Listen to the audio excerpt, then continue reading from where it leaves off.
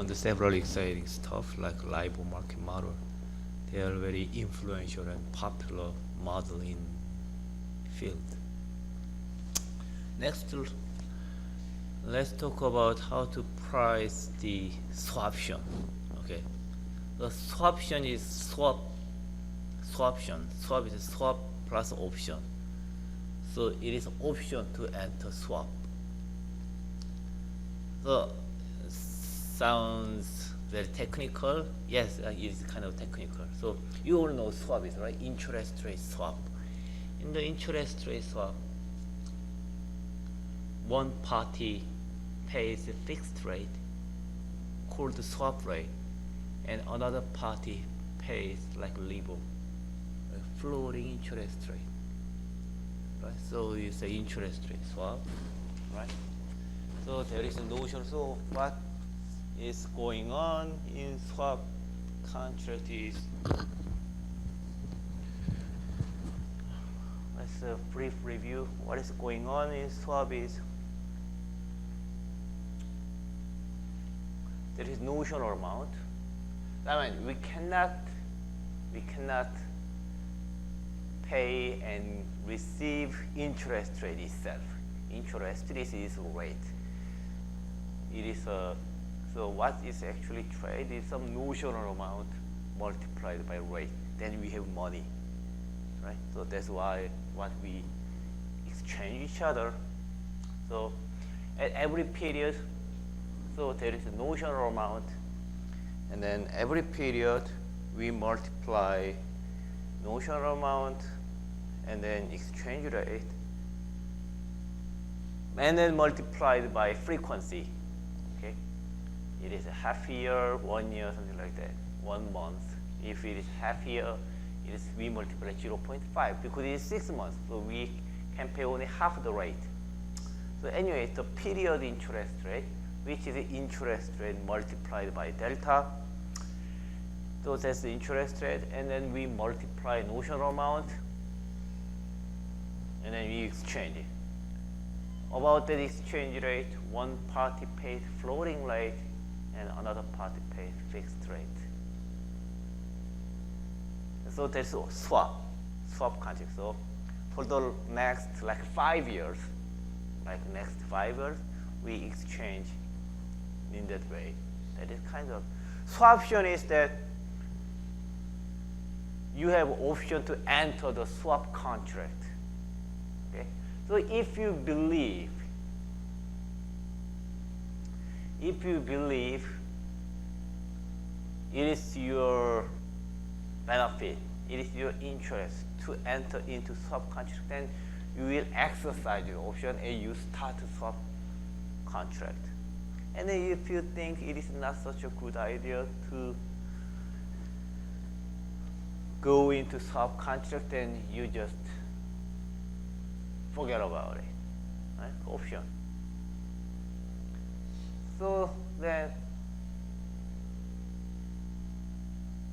suppose you are, so 남정식, suppose you have a swaption, then give me an example when you exercise that swaption and when you will not, for example. And then in order to answer that question, right, first you have to imagine yourself whether it is you are receiver or giver, meaning whether you pay fixed or you receive fixed. Okay, and let me press more. Suppose you receive fixed rate. Okay, suppose you receive fixed rate. There is a swap, underlying swap, and then in the swap you can receive a fixed rate and you give floating rate. Then when you will exercise the swaption,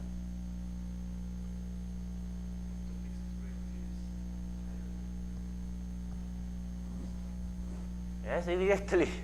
It's such a simple matter, right?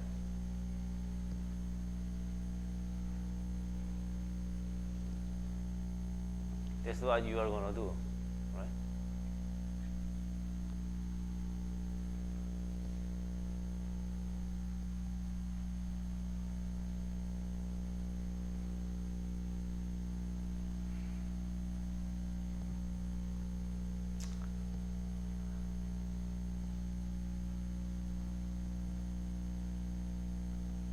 anyway,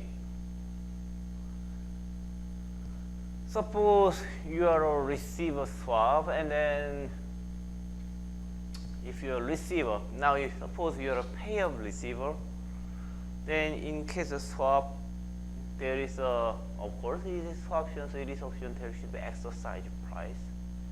Now let's think about the payer receiver now. If you're a payer receiver, then there is exercise price, right? And exercise price. And then, so this is exercise price. In that exercise price, you will pay RK. And then in the swap contract, you receive swap rate.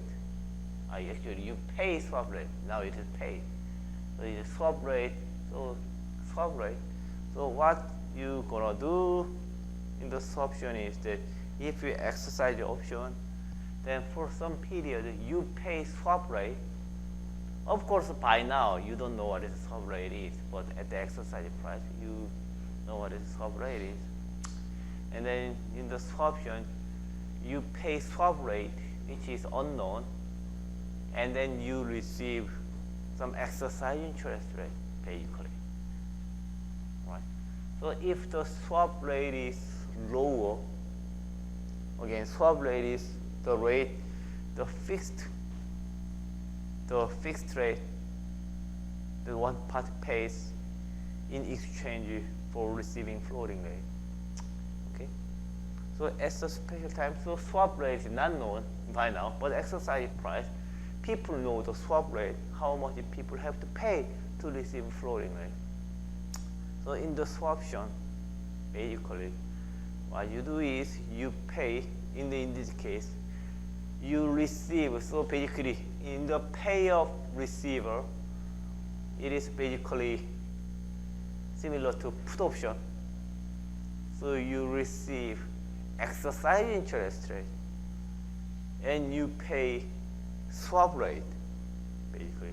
So basically swaption is protection for the swap contract. In case of payer swap, what kind of person will buy this kind of payer receiver swaption?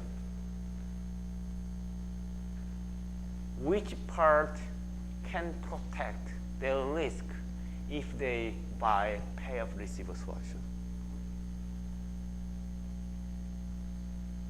And people buy option to protect. People buy call option. Of course, people buy call option in order to bet when stock price go up, right? That's one idea. But people buy also call option because in the call option, basically there is a protection in downside, right? People buy put option if they have an underlying asset. People have a put option, then it is basically downside protection. If people buy call option, then it is in some sense upside protection in some sense. Maybe it's upside protection because you short sell underlying asset. So in case of swaption, payer receiver swaption, in which you receive exercise interest rate and you pay swap rate. Okay. Then which kind of group, which group of people can get protected by this swaption? Any idea? Bill, any idea?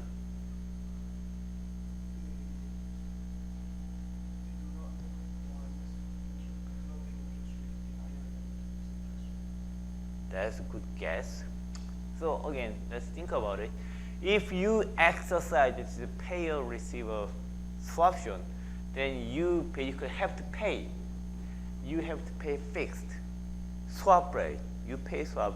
So you swap rate and you receive some higher rate, right? It means that if you have a swap contract such that you have to pay floating rate and you receive swap rate, then you can get protection, right? Because you receive fixed swap rate, and now you can give the swap rate and get higher rate, right? So basically, in the swap contract, when the floating rate is very high, possibly floating rate is high, so you receive a fixed rate, you receive a swap rate, and you have the floating rate. And then when floating rate is high, then now you lose money, right? But if you have this swaption, in which you have a higher rate, then you can simply give what you receive to this swaption, the other party, and you instead receive higher rate. So basically, you can get protection for your underlying swap contract, in which you believe your swap rate is too low, and you have to pay higher floating rate. Right? So it's a protection against high Exactly, high floating rate. Right? Of course, swap contract itself is protection for each other.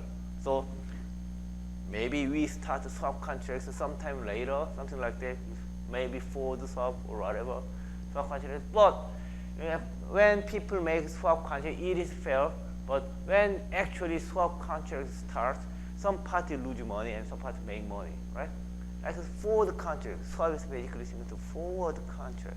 In forward contract or futures contract, when we enter into the contract, we are fair. But at the terminal date, of course, one party lose money and one party gain money. Okay. So in case of this pay-up receive swap, it is likely that people who pay floating rate and receive a fixed rate is likely to have this pay-up receive swap in order to protect this, and it is likely to be exercised when floating rate is very high. Right?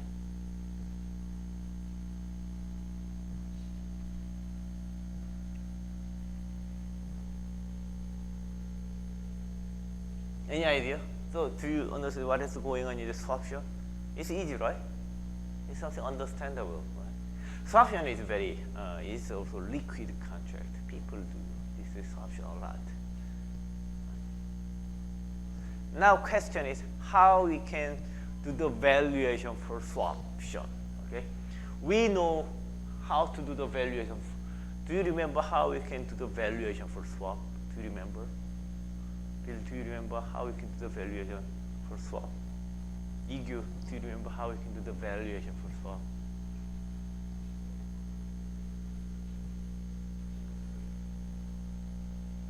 So in the swap contract, one party pays fixed and another party pays floating rate.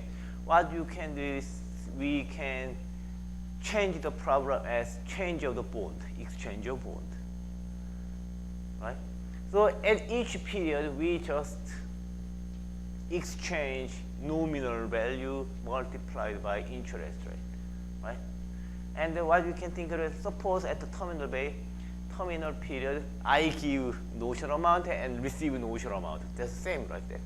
So if we add this zero, net zero, okay, contract at the end, then it's exactly the same to exchange of two bonds. One bond is floating rate bond, and another bond is a fixed rate bond. So it is basically exchange of two bonds. Now we can do the valuation, right? Valuation such that you have to, in order to calculate the value of the swap, what you can do is you have to first calculate the price of bond that you receive and subtract price of bond that you give. Suppose you receive, in this case, like this, you receive a fixed and you give a floating rate. Then what you can do about fixed rate bond part is easy. We can do the discounted cash flow approach, and we can calculate present value, and we can get the value of fixed rate bond done. About floating rate bond part that I have to give, that is even easier. Value of floating rate bond is simply nominal value, face value of the bond, right? If there is no spread. If there is spread, of course, then we can separate it out. But in the swap contract, it is just LIBOR rate. So basically, present value of the value of the floating rate bond is basically simply face value. Right? So that is easy. So therefore, we can get the value of the swap contract. Right? Value of the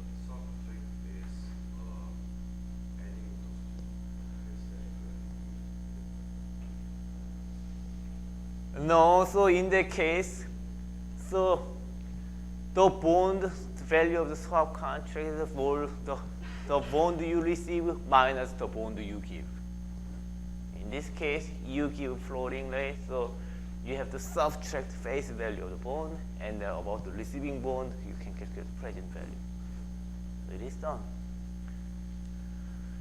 To extend that argument, we can get the swap rate. Swap rate is exactly the fixed rate that makes that exchange the net bond price 0. Swap rate is exactly the fixed rate of the bond, the fixed coupon rate of the bond that make equal to each side, and makes floating rate bond equal to the fixed rate bond. That's the swap rate. Anyway, the swaption, so we know how to do the valuation swap. Then question is how we can do the valuation for swaption.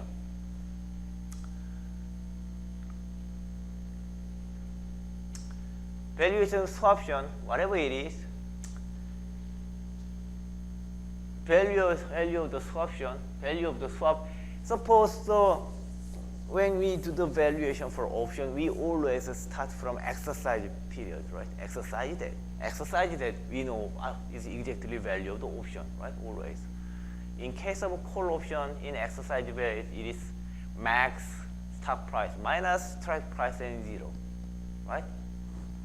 In case of put option, it is max of exercise price minus stock price and 0. So when we do the valuation for option, we always start from the value at exercise price because we know what is the value of the option at the exercise price. Exactly same to swaption. We start at the exercise date. So think about what is the value of the swaption at the exercise date. Suppose the exercise date is T0. Okay, let's take a look at this slide. So in the swap contract, there's two times.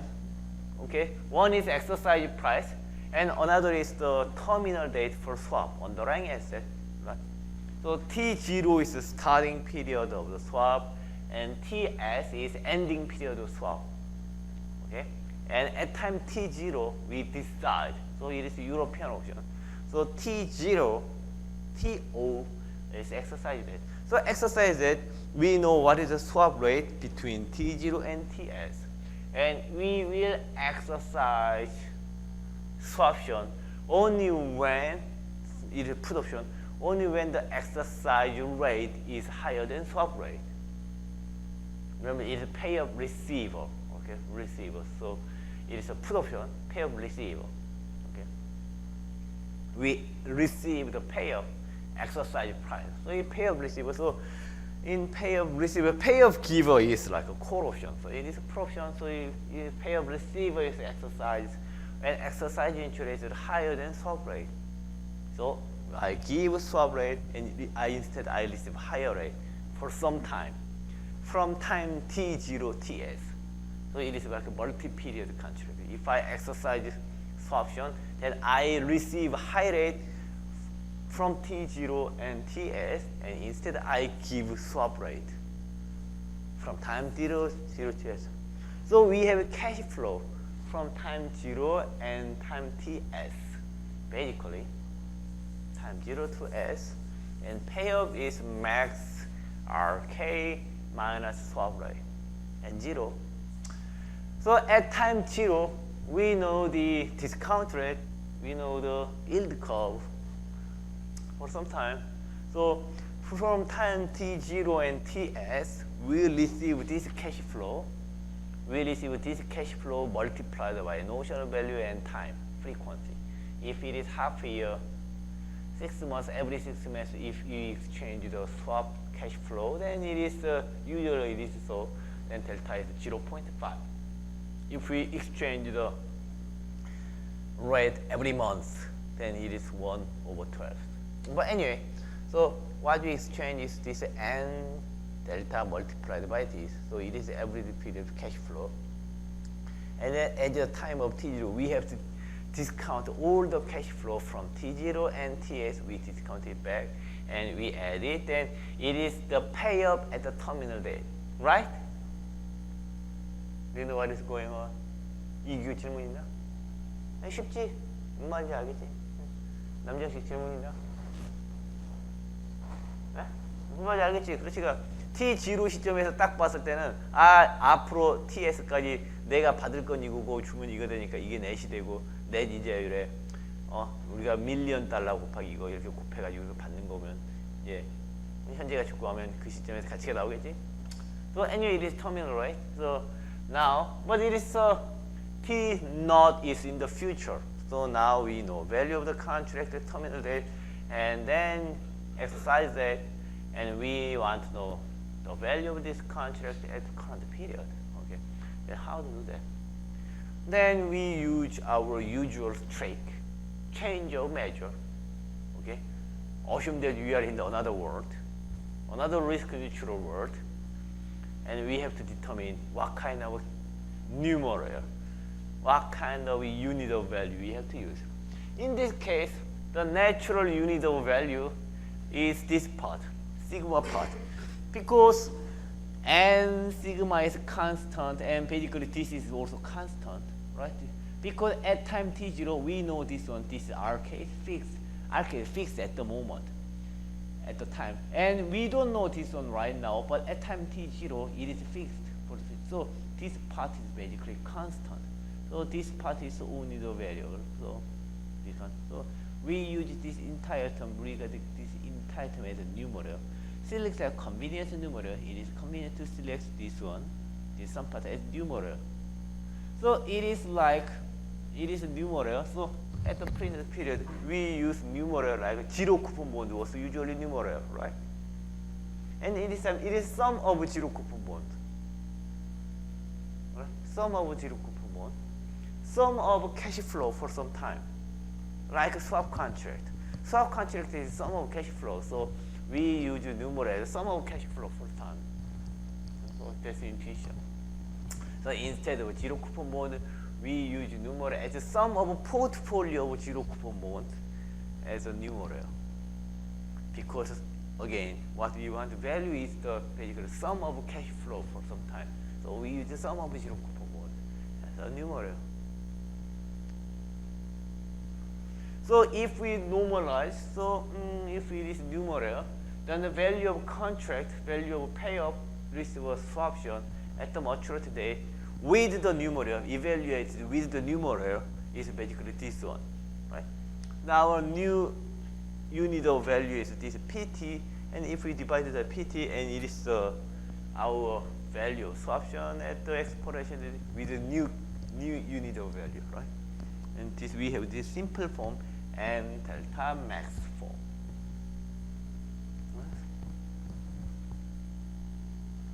It is step 1. Okay. So first we determine the numerator, and when we enter it to the risk neutral world. Okay.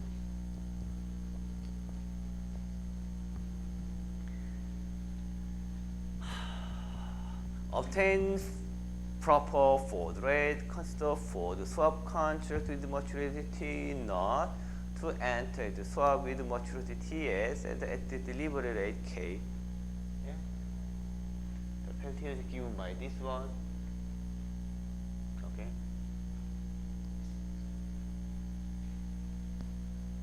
So of course RK is given. Now we are thinking about what would be the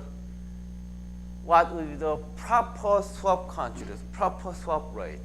Proper swap rate means it is a swap rate that make each party fair, which means net value of swap 0. Right? So by now, when we enter the swaption, future swap rate is not known, okay? But which is must be fair at this moment. But at time t0, now interest changes to fair swap rate would be different. And at that time, we can think of what would be the fair swap rate at that time. Okay? Anyway. So, forward swap maturity K, so denoted by F and S, T0 is the forward swap rate. So, forward swap rate means it is a swap rate, but it starts in the future. Okay, if the swap means restart value right now, forward swap rate is like forward continue.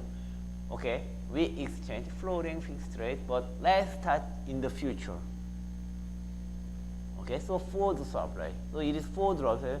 It is a forward rate we determine at time 0, and this forward contract start at time t0 and ending ts. So let's this one as a forward swap rate. So in the forward swap rate, again, it should be fair. Okay. So it is a value of forward contract to be 0. Okay. So again, it is remember, it is the cash flow from forward rate, proper forward rate. Okay, proper forward rate.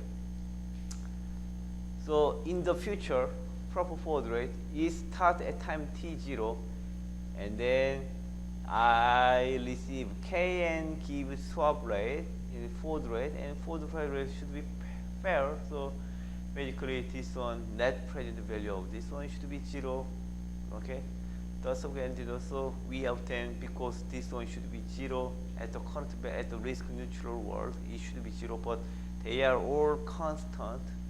So in order to make it 0, in expectation, K and this one same, and K we are interested in fair forward swap rate. So this fair forward swap rate should be look like this one, because we take expectation, and this is 0, this is constant, so K is constant, so K equal to 2. The way to make this one equal to 0, then K should be exactly this one, and this is the fair for the swap contract.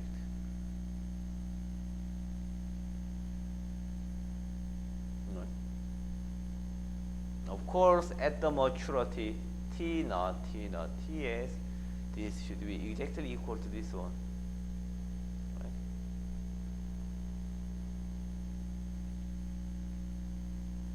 So expected in the risk neutral, for the risk neutral measure in which our numerator this one. In the for the risk neutral measure, so basically this swap rate, forward rate is basically no. This proper forward rate is expected swap rate in the future. I mean, this is something that's natural. For the swap contract, we start in the future, and then we want to fix the swap rate right now. They start in the future, and if everyone is risk neutral and risk doesn't matter, that swap rate, that forward swap rate should be exactly expected swap rate in the future, because everyone doesn't care risk.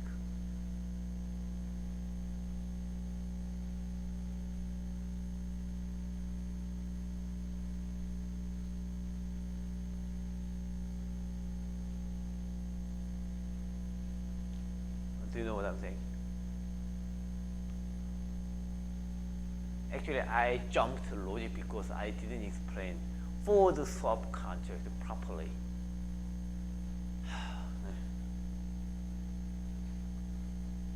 If you understand this one, I will not explain in detail, and I'll go to the next step. If you couldn't understand the detail, I need to explain the detail.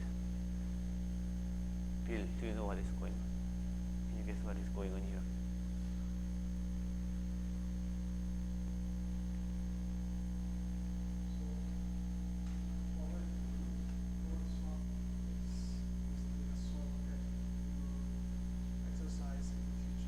Yes. It's the same swap rate. Same swap contract, but just start in the future. So now we are trying to find what is the forward rate. Yeah. What should we proper? Proper forward rate. Yeah. Proper forward rate should be the expected Swap rate. in the future, because to make it more arbitrage. So exactly, you are exactly right. And when we say expectation, it is expected value in the risk neutral world. Because in the real world, people care risk, so there is a risk premium. But if in the risk neutral world, the forward swap rate should be exactly the same to expected swap rate. You are correct, exactly correct. But we always, when we do the values, when we calculate the value of derivative, we always go into the risk-free rate, risk-neutral world. So in expectation, they are the same. Exactly, you are right. So 이규 질문 있나? 무슨 말인지 알겠지, 대략? 양양 씨 무슨 말인지 알겠나?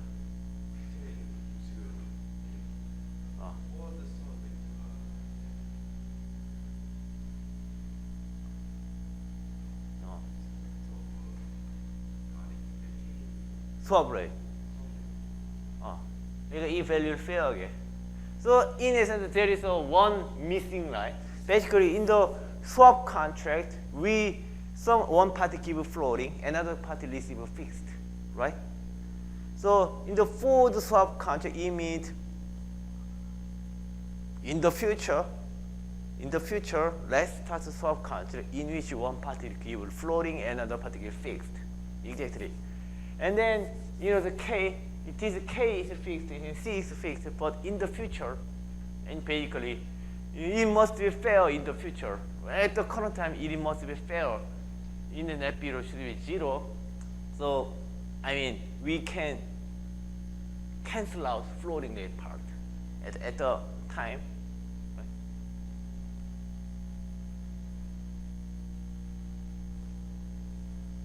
Thing is that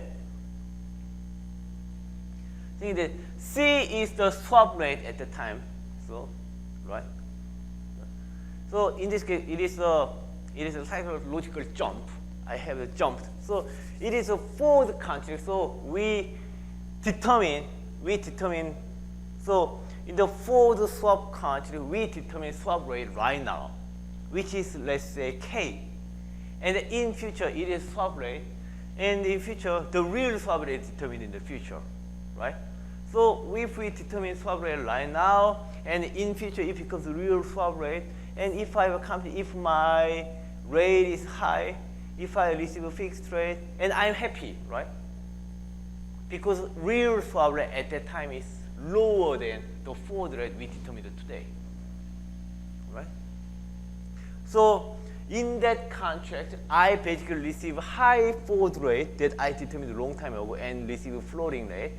And then the real swap rate that starts at that moment is they receive basically lower fixed rate and give another floating rate, which is part. So if we calculate net value between the two, then since the floating rate cancel each other, so net value is basically, okay, I receive a higher rate and give a lower rate.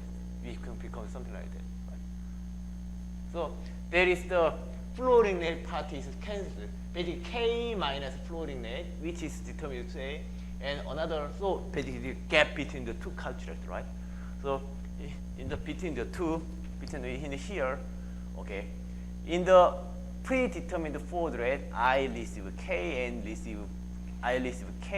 give floating rate, and real swap rate, spot swap rate is they receive this floating rate and pay fixed, so they cancel each other. So net value is simply K minus C, right? So that's the value of the forward swap contract at that particular moment. Net value of the swap contract. Net value of the forward. So it is a value of the forward swap contract at the maturity. Right? No, at the exercise day, at the starting day. Yeah, starting at the real. So it is basically expiration date of the forward contract. Right? So there is a floating is minus floating and plus floating is, right? Because they cancel out. So this is net value. And I'm interested, but this forward contract should be fair at the current time. So expected value of this one should be 0 in the risk neutral at time t, small t. It means that forward in the risk neutral world, the forward swap rate should be exactly the same to expected swap rate. That's what is going on. 이제 이해가 가나? So you now understand first line, okay? It's very hard. Okay, but it is important, so you have to understand what is going on, okay? So in one shot, basically in one shot, we are now running swap, swaption, forward swap.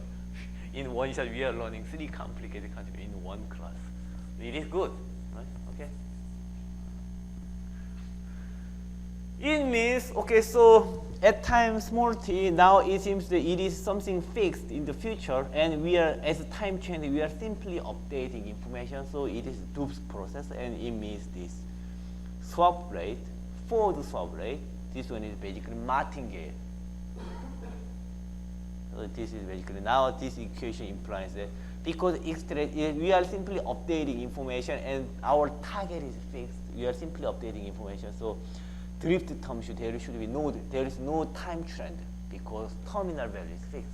There is no time trend, just uncertainty. It can go over, go down, but there is no time trend because terminal value is fixed.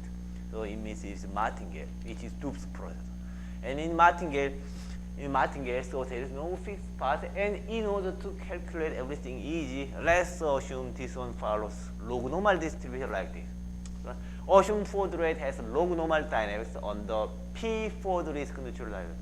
So it's risk neutral world, and in which PT, our numerator PT, and in that world, because it is martingale, and everything make it easier, let's assume it is log normal distribution like this.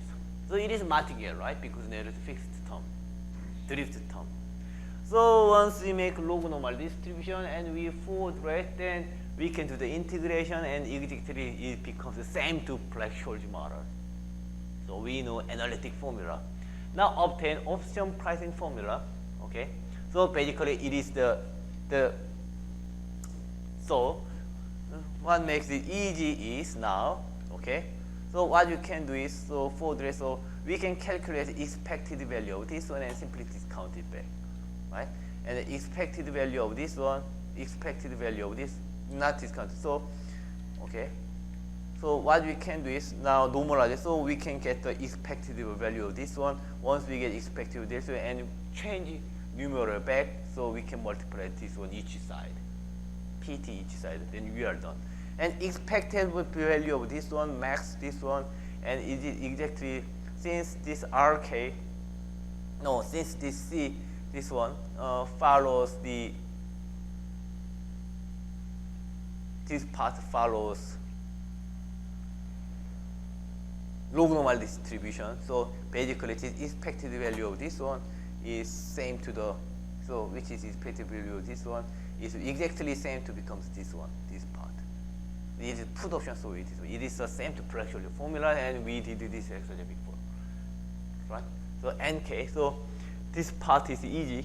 We have a formula for this kind of one when this C part has a log normal distribution, right? Some has a log normal distribution. So we can calculate its value like this, looks like this, right? And then once we calculated this one, it is normalized value, and in order to calculate real value, change of numerator, we can multiply PT each side again, then we multiply this numerator, so we have a formula. We have answer for we have the value for the swaption. So value of swaption is this one, which is very similar to, basically same to Black-Scholes formula. Simply Black-Scholes formula and simply change of measure.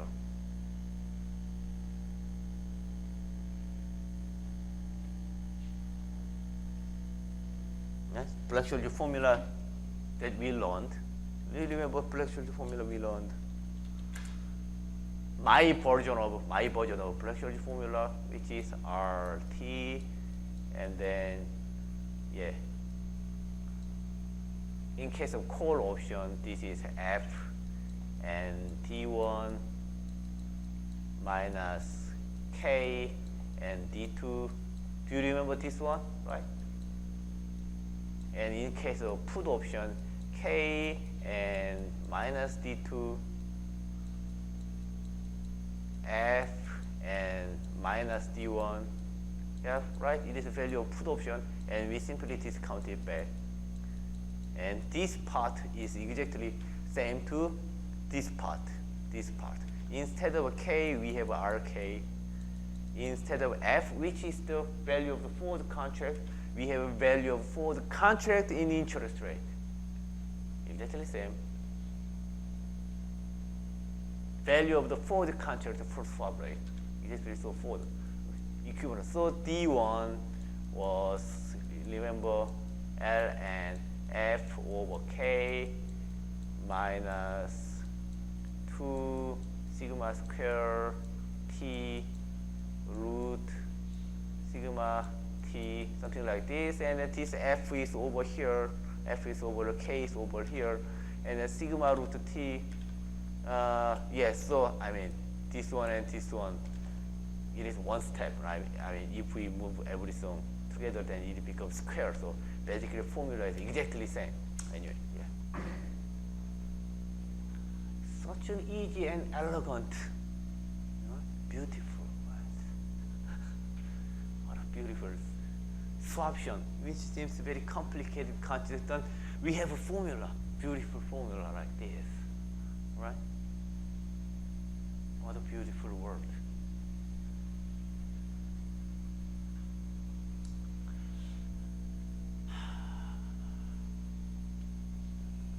So there is a lengthy discussion, and you can read it when you have time. Swaption, yeah. I think I explained everything. Right? Any question? Wow. Such an exciting, exciting topic. Yeah. So eventually you have a formula, so you can just plug the value, right? Everything is we know, right? Okay, the swaption, we know this is in the contract. We know the expiration. We have exercise interest rate. We have this one forward rate, forward swap rate. This is available in the market. Okay, you can write the basically newspaper, this value, or T time to maturity. It is also in the contract. All you have to calculate is this volatility, which you may use historical data, or so you can calculate it. Calculate it. I mean, so, sure. Excellent.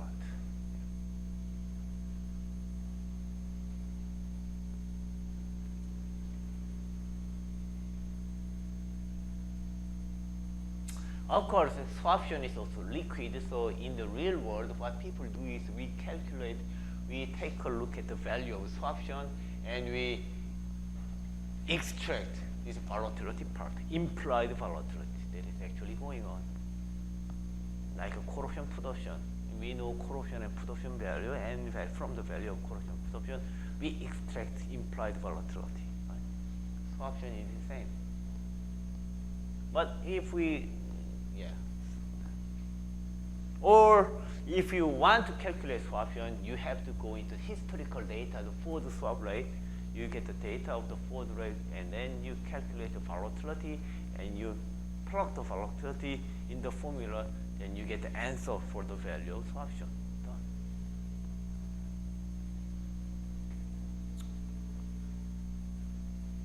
Now, let's move to the futures and forward.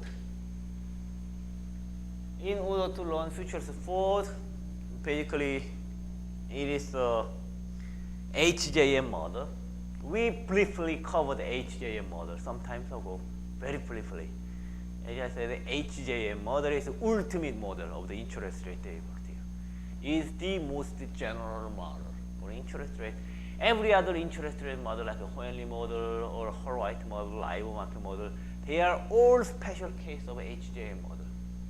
HJM model is the ultimate, elegant, ultimate interest rate model. But there is some problem to actually apply HJM model, so we usually use a special version of HJM model, like LIBOR market model, Horwitz model, Hohenly model. Anyway, it doesn't hurt you at all, I think, to learn the ultimate HJM model. It is fancy. I think it is very fancy to know HJM model. It will help you in your job interview. But I know HJM model. Wow, what a cool. HJM model is the ultimate model and most abstract model, so it is most beautiful model. Therefore, it is actually easy because it abstracts all the complication, real world complications. It is mathematical, so it is most elegant. So, what is HJ model? Let's review HJ model. We learned the HJ model, but let's take a look at it again.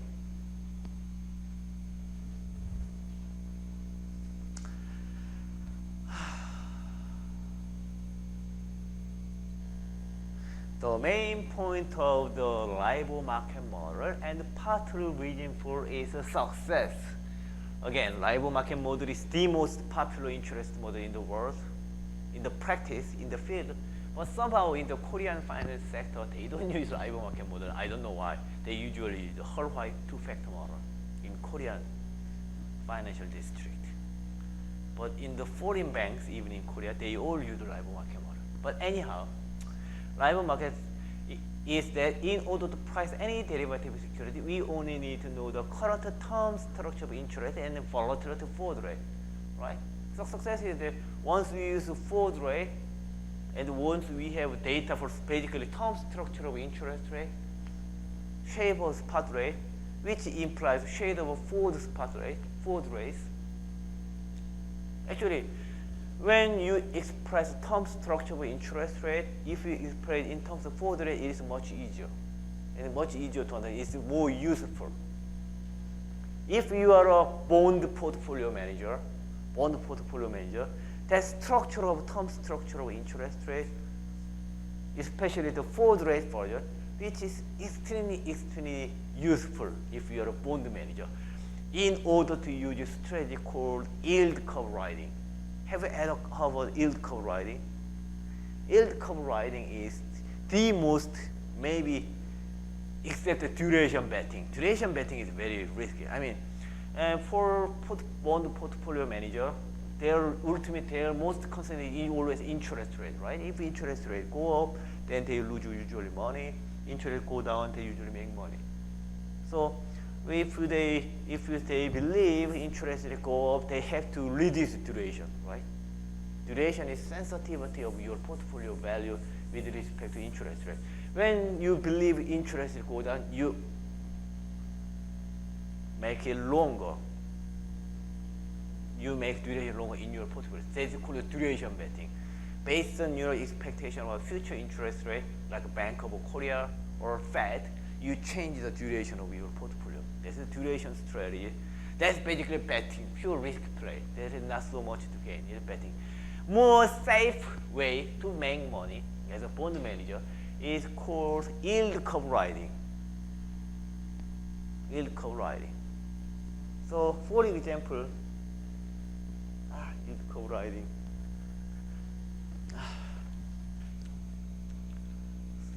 So if you're a portfolio manager, yield curve riding is something you have to know.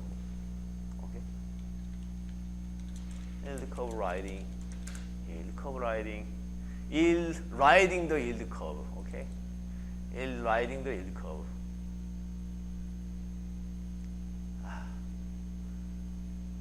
Is there any Georgetown?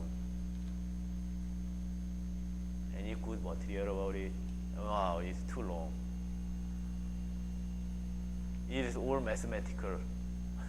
I don't want this one. Yield curve riding is not so, of course you can express it mathematically, but you can express it intuitively. So anyway, suppose it is a term structure of interest rate, looks like this. Suppose so it is a forward rate version.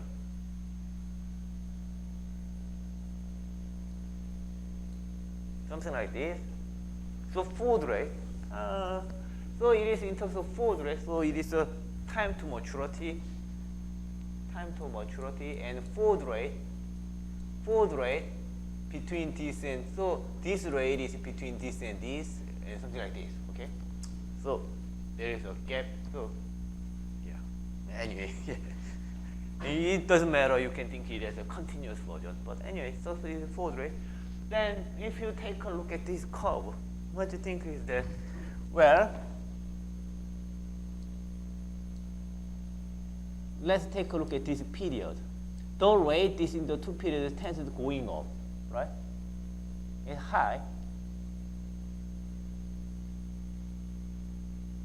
No. It is not so.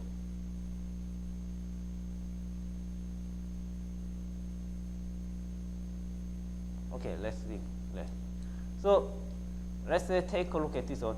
At this particular period, food rate is very high, right? At this particular period, and also another period. Let's take away some continuous rate. At those food rate is very high, right? What does it mean by food rate? If food rate is high at that time, which means that if we lend money, so we make contract today, right? If we make contract today, and then in the future, if I lend money, and sometime later, if I receive money back, then I can charge a higher rate, right? This is something like that, right? That's the definition of forward rate, right? So we determine today future interest rate. If forward rate is high, then at that particular time frame, the interest rate is very high. So what bond portfolio manager is doing is basically they are replicating the forward rate. So I mean, if you are a bank, basically you want to lend money to the people, right? Then you can receive higher interest rate. And then if you are a bond manager and if your bond price is low, which means your yield to maturity is high, what you can do is you invest in the bond. And if you hold the bond until the maturity, then you can get the yield to maturity, right? Yield curve riding is very similar to that. Instead of holding to the maturity, you sell in the middle. So, if forward rate is high in some sense, in some time, what you can do is you hold the bond. If forward rate is high, forward rate is particularly high at that time, then the interest rate at that time frame is very high, right? So basically, it is strategy to take the interest rate at that particular high period, right? So forward rate is basically contract such that forward rate is basically you can replicate forward rate by borrowing in the short term, lending in the long term, something like that. Right?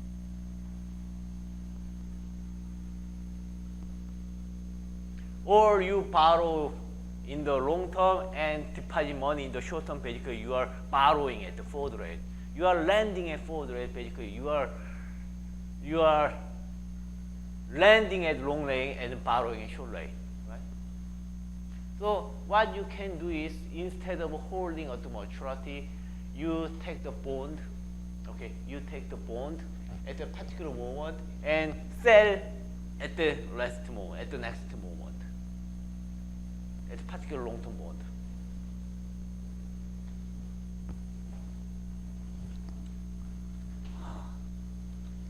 This is not my intention to discuss yield curve riding, but this is such a useful and something you have. Your trading strategy is based upon the yield curve and use interest rate futures. Investors hope to achieve capital gain, so it is by employing this strategy. Is there any easier way? Riding the yield curve. Yes.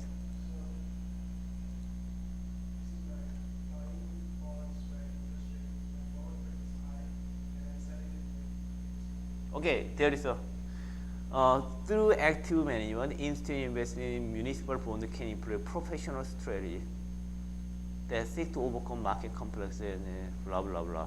Riding the yield curve, okay? Returns may be enhanced by selling a bond at its peak price and rolling into the longer maturity bond. Two principles make this strategy viable. Bond with longer maturity typically have a higher yield. So suppose it's okay, it is yield curve and very ordinary yield curve, upward sloping. You see long-term bond is higher than, basically long-term bond is cheaper than short-term bond, right? And long-term rate is higher than short-term rate. So bond with long maturity typically have a higher yield to to compensate investor for a longer period of uncertainty. Bond with high yield have low prices, higher yield have low price, assuming coupon rate and maturity remain the same, right? High yield, low price. Yield curve. So writing the yield curve is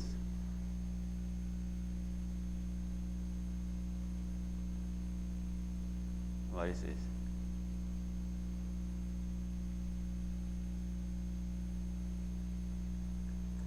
So the idea is basically if you buy a long-term bond, so suppose the slope is particularly tight. So basically slope matter. So this is smooth, but let's say slope over here is particularly high. Okay, then what you can do if you buy bond for bond time to maturity 9 years, okay, or 9 years, then next year it becomes a bond with 8 years to maturity, right? Now next year yield to maturity this one. So if you hold bond 1 year, then your bond price appreciate by this amount, right? Bond price rolling down, your bond price roll down this one. Because if you buy a 15-year bond, as time goes by, it becomes 14-year bond, 13-year bond, 12-year bond, and 1-year bond, right? But the yield of your bond is riding down, rolling down. So through this moment, in this way, your bond price go up. So what you do is you buy a bond at this particular time and sell the bond at this particular time.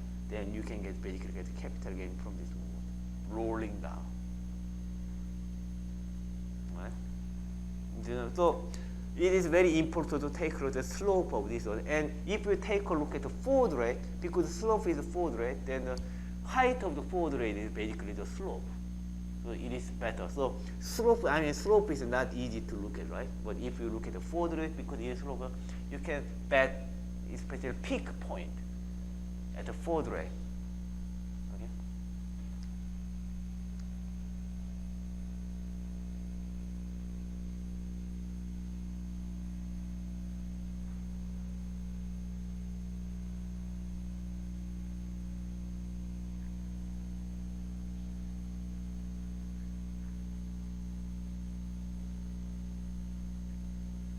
So anyway, what you can do is suppose you hold a 15-year bond and you hold the bond for 5 years, then you appreciate, of course, risk of this entire curve moving forward. Let's say this yield curve structure is stable, then you can do, suppose this slope of this one is tight, so suppose you have a straight, okay, I want to buy a 15-year bond and sell it 5 years later.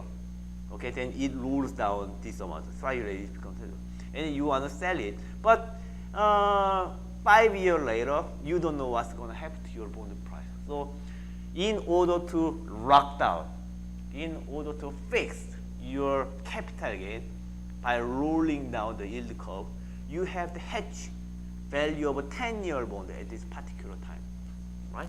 You have a 15-year bond, hold it, and when it becomes 10-year bond, you want to sell it, right? And then when you actually sell the bond, you want to hedge your position, and therefore, what you usually do is you buy simultaneously going to a futures contract for 10-year bond, maturing at 5 years later. So underlying asset is a 10-year bond, and maturity is 5 years, right? So in that case, basically by having the futures contract such that futures contract you deliver the bond, because now you hold, so you deliver the way you receive a fixed price. So basically you can lock the capital gain. So riding the yield curve is basically holding the long-term bond for some time, especially when forward rate is high, and they get capital gain, and then selling at some time later. And because technically, in order to hedge your position, you simultaneously trade bond futures. Of course, you can buy option. So it is easy, right? Riding the yield curve. Okay, yield curve 타기. I don't know how to say in Korea, but it's straightforward, right? That's the easiest way to make money as a bond portfolio manager. So if you have a career in portfolio management, portfolio manager, 채권 fund manager, portfolio fund manager, bond portfolio manager, the first thing you want to do is this one. Yield curve riding. It's because it's very easy, right? Easiest strategy. Much easier than duration betting or whatever, right? Because it doesn't require much research. If you want to do duration betting, then you have to study macroeconomics and what's going to happen to Bank of Korea and Fed. That's very difficult. If we want to invest in relative value, such as like credit risk, so you want to buy corporate bond, which has a high default, implied default probability, but if you believe that bond is very safe, then you want to invest that kind of bond. But still, you have to do a lot of research about the particular company, whether this bond is overpriced or not. That's required a lot. But this one is simply it's about geometry, right? Slope of the graph, height of the forward rate. So this is the easiest strategy. So this is the first thing you want to do if you become a bond portfolio manager.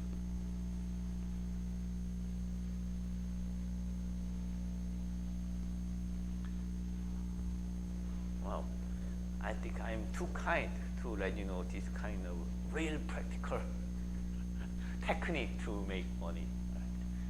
And this the yeah.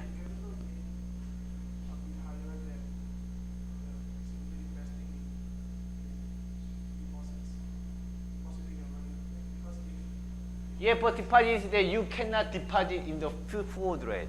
Usually, it is not easy. So basically, it is right. It is like making rate of a deposit, but it is about future deposit, not today's deposit. It is so forward rate is from 10 to 15 years. You lend money 10 years later and receive back 15 years later. But you don't want to wait 10 years, something like that, right? And you want to make that money right now.